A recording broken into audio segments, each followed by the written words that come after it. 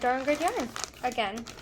I told you that they had been thinking about hiring me or rehiring me to do some other projects. One of them is dyeing their silk. So this is their lace weight silk yarn. I have never dyed a full silk skein before, only a blend. And this is Superfine America Silk. Interesting. So it definitely looks different than the type of silk I'm used to, which is, I forget what it's called. I'll have to get the name for you. But it's the same silk that's in the mohair I use. But yeah, this is not the same. So I've dyed the one that's in the mohair before. I forget what it's called. It's like by an actual silkworm or something. These are whatever Anamika is. But they gave me 6 total, and they gave me 2 colorways to do, so I'm going to have to do 3 and 3. What's kind of funny is they look exactly, like the inspiration pictures they gave me, look exactly like 2 skeins I've already done. One of them looks like a neon version of Springtime Zen, if any of you were around back then and remember Springtime Zen. And the other one looks like Jersey Blue Crab. So I may do something extremely similar to those, considering that's exactly what they look like. Okay, so I looked up the silk. The Anamika silk is made from mulberry and like one other silk, and it's hand spun by ladies in India. And that's like Darngood Yarn's whole thing is sustainability and support for other places. So I've worked with mulberry. That's the word I was trying to look for earlier. Mulberry silk is what is in the mohair silk blend that I use. But I just thought you'd want to know. I didn't know what Anamika was, so that's what it is. So I'm gonna probably insert a picture here so you can see what I'm talking about, but the colorway that Darngood Yarn wants is like a fluorescent pastel. So normally I have to like mix a bunch of colors to get like a customary color, but for this one I might be able to use like a really light stock solution of what I already have. So I think I'm gonna go with a fluorescent purple, a fluorescent yellow, fluorescent pink, and then I have this turquoise kind of color that I think when I dilute down will come close to what they're looking for. And then I'm also going to add an orange color that I don't have a solution for. I'm going to add that to this bunch too, because there seems to be a little bit of orange mixed in with the yellow. So yeah, I'm just going to get that started.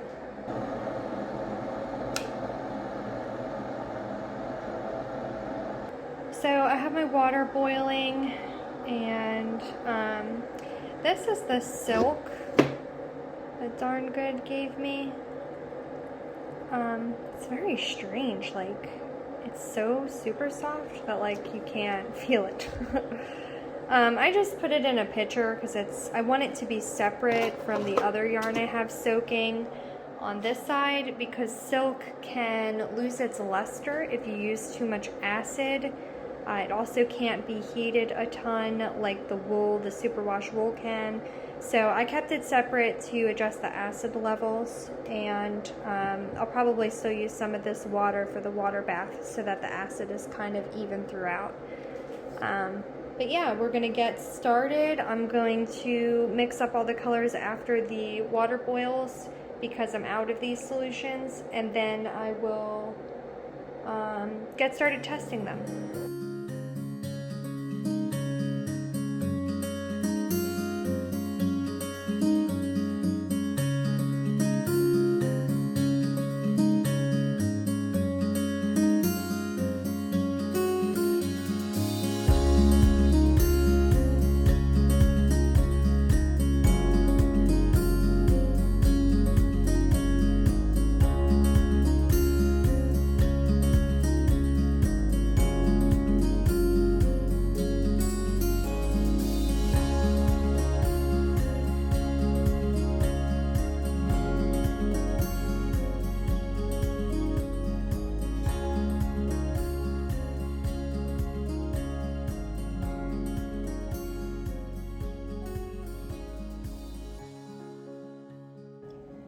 Now, another thing that we have to look at besides the color is the layout.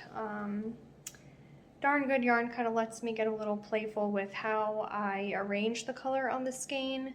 I try to get close to whatever they're requesting and then take some liberties about, you know, what I'm going to do. For this one, I think I'm going to do it kind of vintage toy shop style. They look like they're just blocks of color going across. So that's how I'm going to do this one.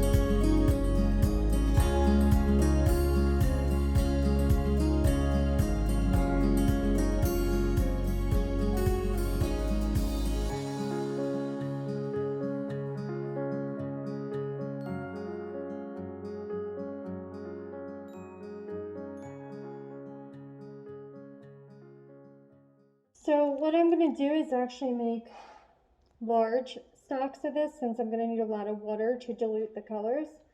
So I'm just filling up these containers with like 500 mils of water, and then I'll judge as to how much dye from the original stocks I'm going to have to use to get those pastel colors. Okay, so I made all my stock solutions, or my working solutions rather. So we have orange, purple, pink, we have blue back there, and then the yellow. And I kind of like usually test them out on a paper towel before using them. I'm thinking maybe the orange isn't orange enough, but we'll see. It's really subtle in the picture, so I think it'll be fine. I am concerned about pink and purple being too close. I may have to add more purple to this. But we'll see. Once I get it on the skein, then we'll know how it takes up dye. So at this stage, you don't always know that this is like what you're going to be using. It just kind of gives you an idea. So yeah, this is what we're working with, and I think we're going to get them in the dye pots and see how it goes.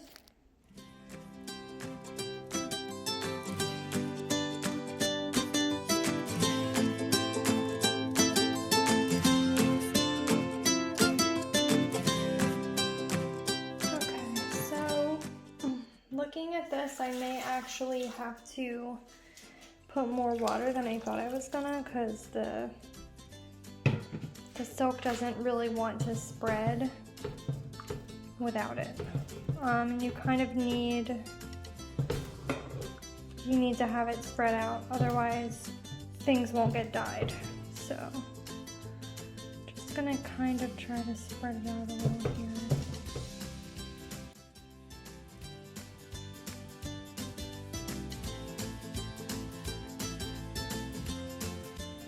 And I'm just gonna try it to like 250.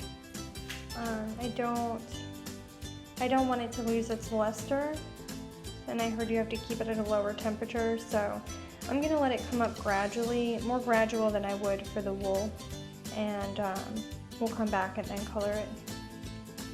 Okay, so this looks much more yellow on here than it does in person.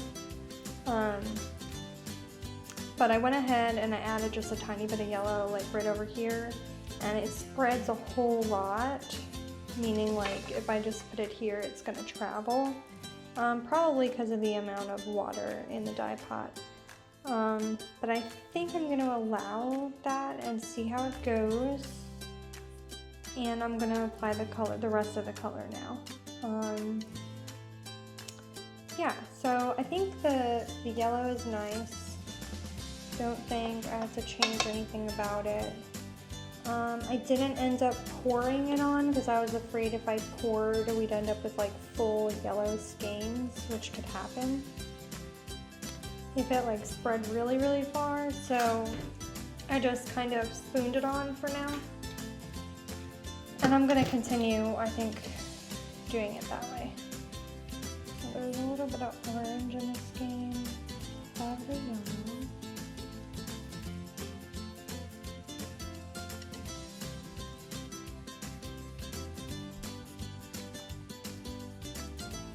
I really like this orange, actually. So what we want to be careful of is there's 3 skeins here. We want each of them to kind of get an even amount of dye.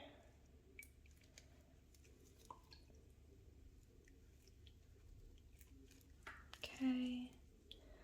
Normally with wool I can kind of like swirl. This is a bit harder. It's a little bit different. There's even like flecks of almost like little debris in there. I don't know what that is. I think I'm gonna clean the wool. I cleaned it once before the dyeing process, but I guess maybe I should even, I mean, I always do it after it's dyed anyway, so maybe I'll try to get all that out afterwards. There's not much of it, but yeah, something's there. So yeah, orange. Let me see what color's next. Okay, then we have pink. I'm kind of adding this cautiously because I don't want it to look purple. And sometimes if you add a little bit too much of it, it can. At least on wool, this seems to take color pretty differently. It's kind of interesting, actually, how different it is dyeing this versus the wool. And as I go, I'm just gonna kind of move everything around a little to get underneath.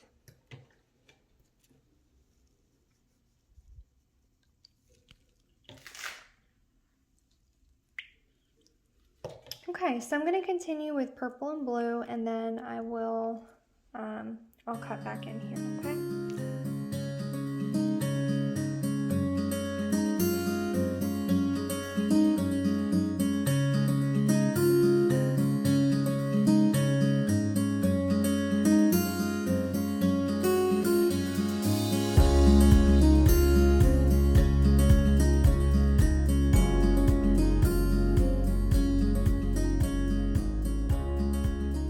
Okay, so all the colors are on.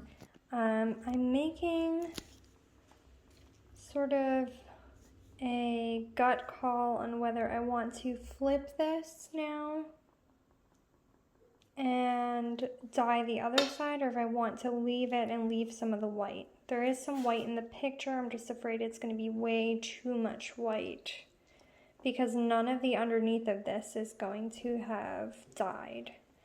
May just try to spread it apart a little more and just add a little more dye. I don't know.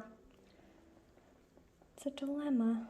To flip or not to flip. I don't know. We'll see. I have to think about it. Okay, I thought about it. I am not going to flip. I'm going to leave it like this. I'm going to turn the heat down even more because it looks like we're kind of coming to a simmer, and I don't quite want to boil because, like I said, this can lose its luster if you boil. I'm just adding a little more dye to each section. I want to kind of open up the fibers a little more. See how there's like white on the bottom? Now I do want that white. I decided there's some white in the inspiration photo, and I feel like if I flip it, I'm gonna lose some of the white. I won't have enough white in the colorway, and I don't want to lose that, so I'm not gonna quite flip it. I'm gonna leave it as is, and it's looking pretty good. The colors match really well. I'm happy with the colors. I wasn't happy with the purple, but when I put it on, it wasn't great. It was looking too kind of pink. Then I decided to overlay it with some of the blue, this blue, as I applied the blue. And so if you do that, it turns much more purple. And I like that a whole lot better. So I was able to kind of get the blue I wanted in the pot, thankfully. That doesn't always happen. You don't always get like that lucky, but I knew if I added a blue tone to it, it would turn a little bit more in my favor. So normally I make those custom colors outside of the pot, but today they are in the pot. And I learned from doing wholesale with Darngood yarn that you do kind of have to simplify how you go about dyeing the yarn, since you're dyeing in such a bulk order. To get all of them very similar, you have to really put some thought into the layout of the colors. Like here I've put it in stripes down the skein. I have to keep that the same. And the volumes I'm using. So I did learn along the way to kind of simplify and do these the most efficient way possible. Whereas when I do like my own orders, most of them are like a piece of art, honestly. Like I hand paint it to my eye, like I know what I'm looking for, just like you would if you were painting a picture. And I often paint it as I go rather than having such a roadmap. Like, of course, the colors have recipes and they're all the same, but I do make a point to kind of look and see, you know, what needs more where, and kind of make it more of an abstract painting rather than something so set in stone. And most of the time when you do that, the colors don't pool as bad as they would if you have like a set chunk of colors here. So yeah, I'm liking that. John's making dinner. His TV's super loud, sorry. And I'm just gonna let this go probably till like real late at night, and then I'm gonna take it out. I'm literally gonna let it get ice cold before I take it out. I heard silk takes some time to kind of take up the dye, so I'm gonna give it as much time as I possibly can.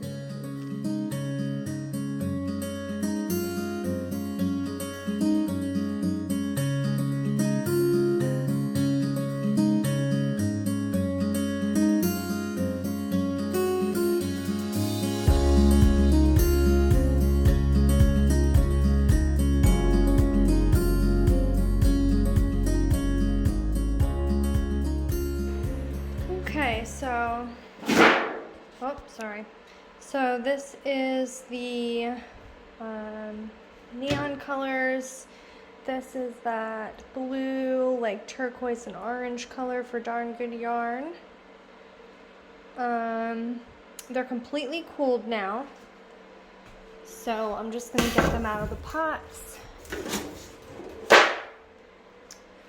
And I'm gonna put them in a bath with some wool wash, and then I'm gonna dry them.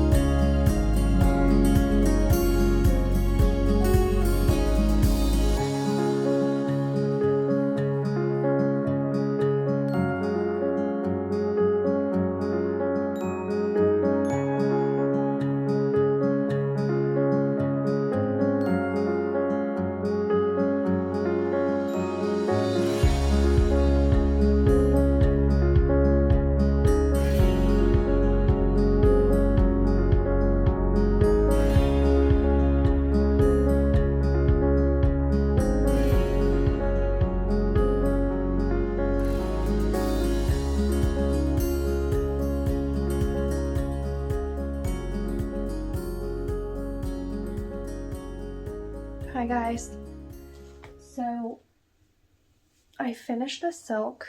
It's been drying overnight, and I was just thinking about how it sort of feels crunchy. So I was like looking up the silk. And so I was looking up on Darngood yarn what type of silk they use. And they're all about like sustainability. Remember I told you the Anamika silk is hand spun in India by the people they support. I believe by women there. It's like recycled silk, theirs. Because I was thinking to myself, I feel like it should be so soft. And it is extremely soft, but at the same time it's a little more crunchy than I would be used to. But then again, I've never worked with 100% silk. But I did read that it is recycled silk. I'm not sure if that's what this one is, but I do know that's like the silk that they sell, so I had thought maybe that's what this was. I'll find out for you, but they came out pretty cool. The colors I think are really spot on. Just trying to hank them up right now. Wow, they're kind of really hard to do that, to be honest. Okay.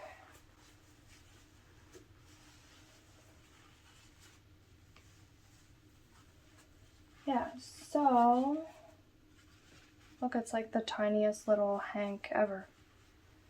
How does that work? Maybe I'm just really bad at this. I don't know. Silk does have a crunch to it, so I guess I could see that being the case. It's really hard to do. Does not bend like wool.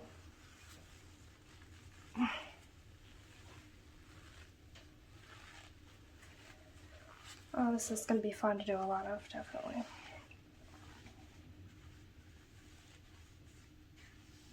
Okay. I may have gotten it. That was really hard to do. So here's the first one. This one was like, this is coming out really orange, but it's actually kind of like more deep than that. But this was the colorway they wanted in like blue and oranges. I will admit the turquoise does turn a little spearminty on this base. This is the second color. It's like pastel neons. So I didn't put these at high heat, like it said not to. And I also used a lower acid content. And they feel pretty much the same as when I got them. So I think everything went smoothly. So yeah, this is the second one. It's like I said, like neon pastels. Just a very pastel looking skein. Yeah, so everything seems to have went well. I will follow up with you on what Darngood Yarn says. This is like just one of the 2 projects that they had mentioned me working on. I know the other one was some kind of roving, but I haven't heard back yet. I know they were waiting to get it in. So I'll probably be dyeing some roving once they get that in. But until then, I have to just wait. I mean, with the wool shortage has eased up, but it seems like some things you still have to wait a little while. So just waiting to hear back from them about that. So this will be one of the projects, hopefully, if they're happy with these colors. It's kind of like a little try out these. They give you a couple to kind of test it before you dive right in case they want to change anything.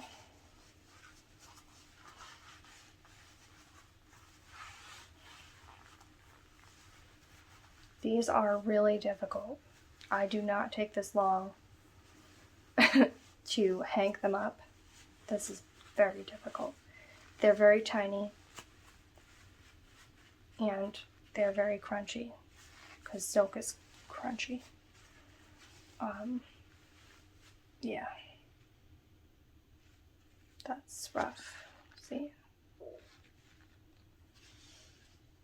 There's only 3 of each and it's taking me this long.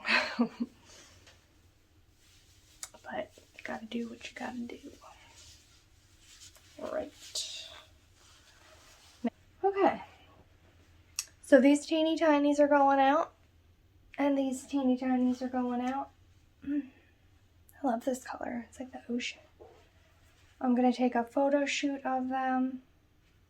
So I'll see you guys in a bit. I hope you enjoyed this behind the scenes video of how to dye silk. We did it together because it was a mystery to me as well. Pretty much the same process, just a little bit of tweaking there from the difference between like the wool. So very cool. Okay, bye.